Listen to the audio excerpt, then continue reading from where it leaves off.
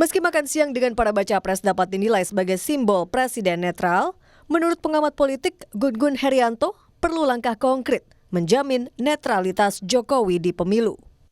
Makanya kemudian makan siang saja tentu tidak cukup, bahwa ini betul ya menurunkan tensi dan punya peluang untuk membangun harmoni melalui hubungan di antara mereka yang berkompetisi di Pilpres. Tetapi kan dimensi elit saja tidak cukup. Ada butuh political will, dan bukan hanya goodwill tapi political will untuk memastikan bahwa seluruh instrumen, seluruh prosedur yang kemudian besok akan dilalui menjelang kompetisi 2024 di 14 Februari itu kemudian berjalan memang dalam koridor sesuai dengan norma-norma hukum. Iya, majunya Wali Kota Solo Gibran Raka Buming Raka dalam kontestasi Pilpres tak lepas dari kontroversi. Gibran mendapat jalan pintas usai Mahkamah Konstitusi mengabulkan gugatan syarat peserta Pilpres. Jadi Gibran boleh mendaftar asalkan sedang atau pernah menjabat kepala daerah meski berusia di bawah 40 tahun. Putusan ini disorot karena yang membacakan adalah Anwar Usman, paman dari Gibran. PDI Perjuangan yang kini disebut telah ditinggalkan Gibran dan juga Jokowi bahkan menyinggung demokrasi sedang diuji dengan lahirnya kembali nepotisme. I asked to him why the uniform different with me. And then he said, this is reflecting his heart that the democracy in Indonesia now in challenge. Yeah.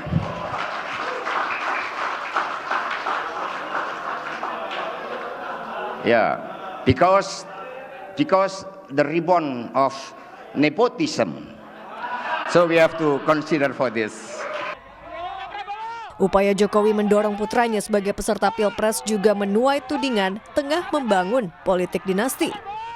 Tetapi menurut pasangan Gibran, Prabowo Subianto tak ada salahnya dengan dinasti politik selama niatnya mengabdi bagi negara.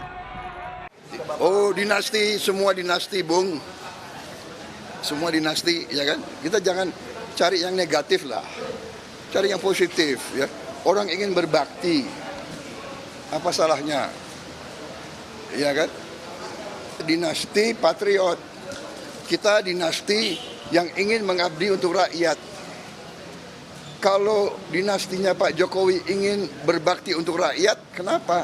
Salahnya apa? Tak cuma dugaan intervensi di tataran konstitusi, langkah Gibran maju Pilpres ditentang publik karena statusnya sebagai anak presiden yang masih berkuasa.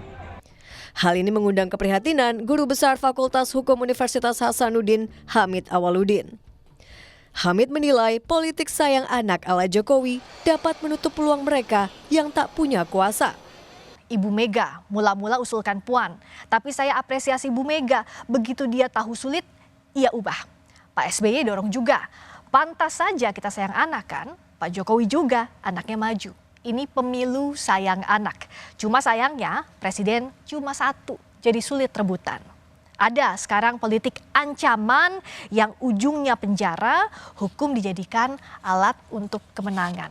Masalah sayang anak, kan real, Pak SBY mau, Ibu Mega juga mau kan, terus Pak Jokowi mau. Yang jadi kan anaknya Pak Jokowi kan, kenapa?